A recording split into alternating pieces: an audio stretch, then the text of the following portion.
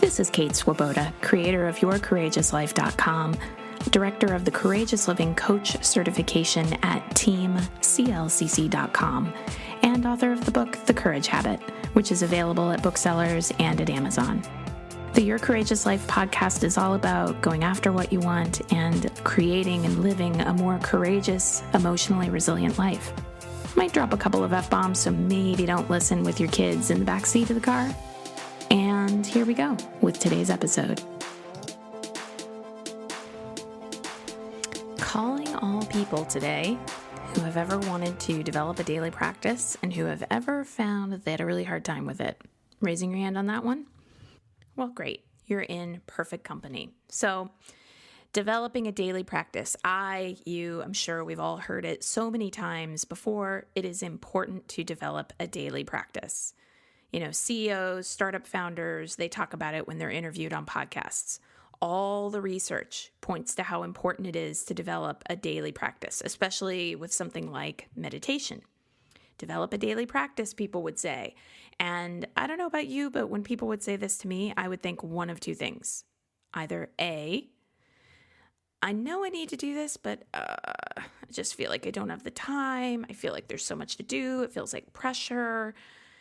But I guess I need to do it, so let me read the book by so-and-so about their daily practice. Maybe that'll give me some ideas. Maybe I'd be more excited if I had the right daily practice. And, I'll start Monday. Yeah, starting Monday feels right. Fresh week, new start. That's a good thing. So that's option A. Or I would think, okay, I need to develop a daily practice and I'm going to do it this time. I'm going to do something daily and I'll start with a challenge. Yeah, a 30-day challenge. Roll up my sleeves. Here I come. This daily practice thing is happening. I'll give myself gold stars. I'll track my progress. Going to do some positive reinforcement. I am setting this goal. I am going to do it. It is going to be great. And you might have already figured out that whichever end of the spectrum I was on could be related to how much caffeine I'd had at that moment. Ever feel that way yourself? So when I took the first approach, it was just mostly pessimism, a womp-womp, a delay tactic. I'd read about other people's daily practices. I'd get a little bit inspired, and then I'd make a lot of excuses about not having enough time to develop a practice that I could really sustain. When I took the second approach, it was mostly like all this gusto-fueled perfectionism. Like I was going to be perfect about the daily practice. But pretty soon after I tried that, all that enthusiasm would die down and I'd feel chained down to it. Like, was I really going to have to meditate every day? Was I going to have to do this for the rest of my life? And I'd feel obligated, or I'd want to rebel, or I'd grit my teeth and I'd put in the time, but then any motivation I had would leave me once I'd hit some kind of milestone. Like if I set a 30-day challenge for myself, I'd feel proud of myself. I'd make it to day 30. And then suddenly day 31, it was like, oh, what am I even doing? Yeah, I guess not. But then everything changed, which is why you're listening, right? Because if you can relate at all to the things I've said just in these first couple minutes, you're like, how do I develop a daily practice here that actually works? And so I'm going to talk a little bit about how you develop a daily practice that feeds you. So I'm not totally sure how this clicked for me, actually. But here's hoping that just hearing me describe it, something connects for you. There came this day where it just felt like the truest thing I knew. To not give myself the time and space for my daily practice was akin to not feeding myself. Like it was literally, there was no difference. I eat every day to feed myself physically. And I needed to develop and sustain a daily practice to feed myself emotionally. And it just clicked in at that deep of a level. You listening to this, you would never eat your regular meals on a Monday and then consider eating on Tuesday and go, well, today's Tuesday and I could eat today, but, I ate yesterday as Monday and, eating takes so much time. I don't really have time. It's like, no, that wouldn't make sense. And someone could counter that by pointing out that hunger is a physical sensation, one that gets painful to ignore, and we require eating daily in order to sustain our physical lives. And I'd say, yeah, and your emotional hungers are also physical sensations, and they get painful to ignore. And whether you admit it or not, you require daily emotional nourishment of some kind in order to sustain your life. When you are tired, resentful, overwhelmed, exhausted, worried, ruminating, angry, irritated, doing too much, unable to focus, difficulty prioritizing, experiencing physical symptoms of illness, navigating a big life transition, caring for the sick or those who are dependent on you, feeling reactive, trying to make big changes in your life, trying to make big changes on behalf of the world, stretching into a new space that's outside your comfort zone, spaced out, numbed out, zoned out. When you are any of the above, you are already emotionally hungry. Let that sink in. Some of you who are reading this or listening to this may be downright starving. A daily practice is not a burden. It is not an obligation. It is not a thing you must do in order to be a good person. And a daily practice doesn't need to take a lot of time. And yes, you do have the time. A daily practice is something we must give ourselves in order to have any kind of a life. A daily practice of some kind, where in some way you slow down to connect to yourself, is critical. It's critical. It's as critical as food. You need it. Now, there are different types of daily practices, as I'm sure you already know, and I'd like to talk about that for a moment, because I think one of the things that stopped me for so long from starting a daily practice was thinking that I had to find the right one, air quotes around right, And maybe something in you is already resonating with what I'm saying and knowing it's true, that a daily practice of some kind is required nourishment. And so you might be wondering, okay, so what type of daily practice should I do? Well, there's really no should to it all. Your practice does not need to be fancy, does not need to involve an elaborate ritual, does not require a specific cushion to sit on or a special room, does not need to be specifically even a meditation practice.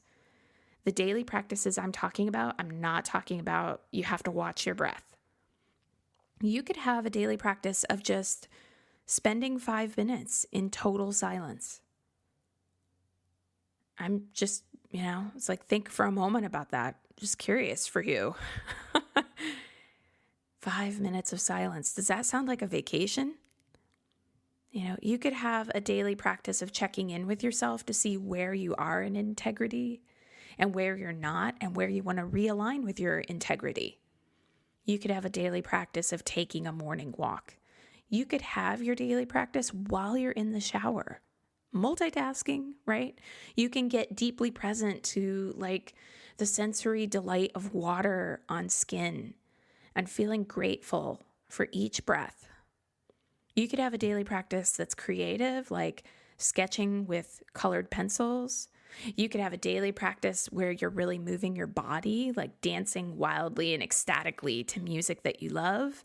You could have a daily practice of listening to inspiring, uplifting audios or podcasts while you're commuting to work. And kudos to you if you already know that you sitting here listening to this right now is part of your daily practice.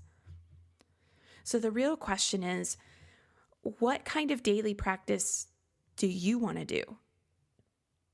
Does your life need more color or more quiet? More dancing or more laughter or more getting present with who you are and what you truly want? Now, The cons of not having a daily practice are all the things like feeling tired and irritable and resentful and overwhelmed and out of it and on and on and on. So not having a daily practice of some kind that brings you home to yourself, something presence-based, there's always a loss.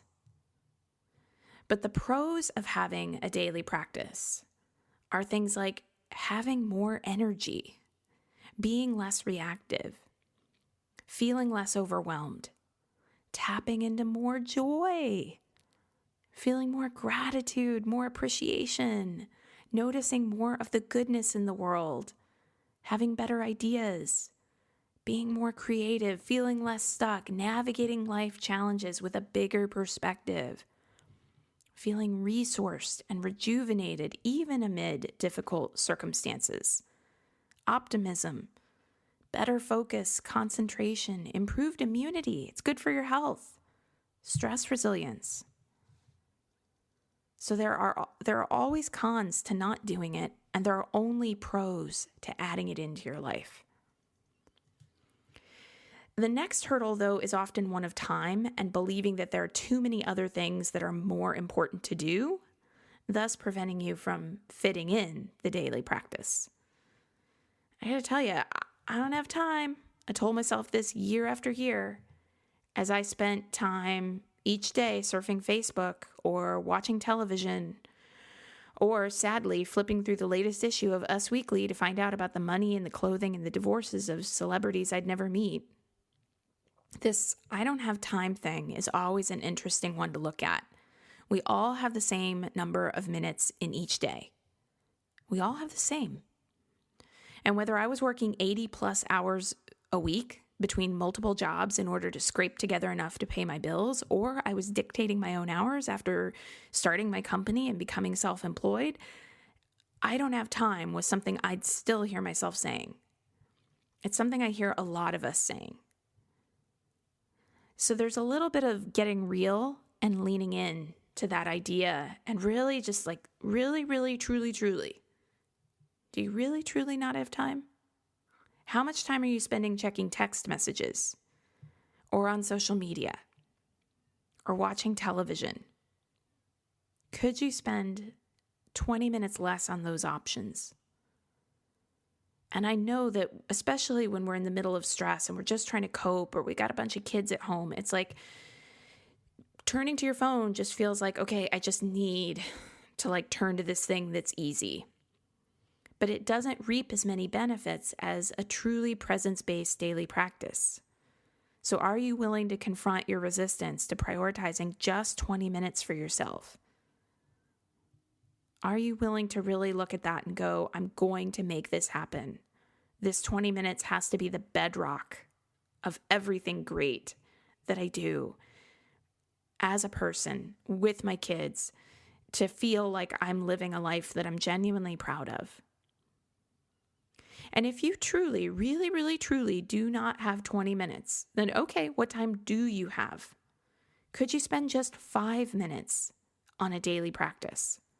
If you truly feel like you can't cobble together 20 minutes, and it is worth asking yourself the hard questions about one's own resistance to really believing that somewhere in your life 20 minutes is available, then okay, choose 5 minutes or 10 or 15 or 7 or 3. And I can hear someone say, I swear I can just hear it, well, it feels like there wouldn't even be a point to just 5 minutes. To which I'd reply that 5 minutes is better than no minutes. 5 minutes of slowing down to breathe is better than no minutes of slowing down to breathe. 5 minutes of sketching with colored pencils in the middle of your workday is better than no minutes. 5 minutes of offering yourself validation or acknowledgement for being a good human, looking yourself in the mirror and saying, hey, I love you, that's better than no minutes. I mean, really, if you want to go like super deep with it, try asking any like minister or preacher or religious leader, right? Like, oh, I feel like, there's no point in just 5 minutes of worshiping or praying. And I'm quite sure that even people who are devoutly religious, who have devoted their entire life to faith, are going to tell you that 5 minutes to pray to the God of your understanding is better than no minutes. For those of you who are listening to this who don't believe in God, no worries. I'm just using that as an example that even people who are, like the most devotional people on the planet are going to tell you that 5 minutes is better than nothing. Believe in the power of 5 minutes. Now, the other thing that comes up for people is self-indulgence. It just seems so self-indulgent. And I'm like, yeah, sure. It is. Self-indulgence in and of itself isn't a bad thing, especially if it enables you to show up for your life in ways that are kinder and more compassionate. We live in a world where people suffer emotionally in greater numbers than ever before. It is not a crime to find ways to build your emotional resilience. In my community, I have been hearing about a lot of friends of mine who have friends who have committed suicide. So no one close to me in this moment, but friends of friends. And I just go, what are we doing? There are these people who don't really believe that their lives matter or are worth living. Whatever you need to do, whatever anybody needs to do to build their emotional resilience so that when the hard times come, they can find a way through, do it. That's what a daily practice does for your life. It builds that emotional resilience. And if the self-indulgence thing is just really hitting you, the benefits of your own emotional resilience are really far-reaching. They extend beyond you. You aren't likely, for instance, to feel patient and compassionate and kind with others if you aren't doing it within yourself. I'll go to the hunger metaphor again. When you are physically hungry, when you're hangry, it's difficult to think of anything other than your own physical hunger. I got news for you. When you are emotionally hungry, you may not realize this, but it's actually more difficult to really give to anyone else. So this is not self-indulgence. This is critical. You got to choose your priorities, because when you don't feed yourself physically, the longer you go without feeding, the worse it gets. That's why you must choose feeding yourself physically as a priority. And when you don't feed yourself emotionally, the longer you go without feeding, the worse it gets. That's why you must choose feeding yourself emotionally as a priority. When you feed yourself physically, the healthier and stronger you are. When you feed yourself emotionally, the healthier and stronger you are. If you are one of the lucky humans in this world who has access to food to feed yourself physically, it would be senseless to simply choose just not to eat. If you are one of the lucky humans in this world who has access to 5 minutes to feed yourself emotionally, it would be senseless to simply just choose not to take the 5 minutes. And I want it for you so badly, I have to say. I want you to know the peace, the contentment, the joy, the aliveness that can come from this. Something shifted when I realized that a daily practice was essential to my happiness and well-being, and therefore skipping a daily practice was basically saying, I have the option to do something to improve my happiness and well-being, but hey, I won't take it. It's really my wish that in you listening to this, something shifts for you too, that you get ruthless about deciding to evaluate how you use your time, find the 20 minutes, and commit to nourishing your emotional health as a central priority in your life. There are so many people on the planet who do not have access to the resources that they need. So if you do have access, then I beg of you, please use those resources fully, because there are so many others who would trade you for your circumstances in an instant. To have access and then squander those resources just seems like such a tragedy. To have access is such a gift, and it's a gift that carries so much potential. to use the resources you have and see if that gives you more capacity to make the world better for others. Could be the gift that the world is waiting for. And it's the one you have to give. All right, that's today's podcast. Thank you so much for listening to today's episode. You know you can continue the work and the fun if you want to. Head on over to yourcourageouslife.com/begin and become a Your Courageous Life subscriber, because as soon as you sign up, you get access to an entire library of worksheets and audios and other bonuses. And of course, you'll be receiving more courage in your inbox. And who wouldn't love that? You can learn more about the Courageous Living Coach certification at teamclcc.com. You can get the Courage Habit at your local bookseller, on Amazon, wherever you like. We can even connect on social media. I'm on Facebook at Your Courageous Life. So look for facebook.com/Your Courageous Life. And I'm on Instagram as Kate Courageous. And I'd love to connect with you on Instagram. So here's to you, using these courageous tools in your life and creating a real ripple effect of good. And again, thanks so much for listening. I love it that you're here.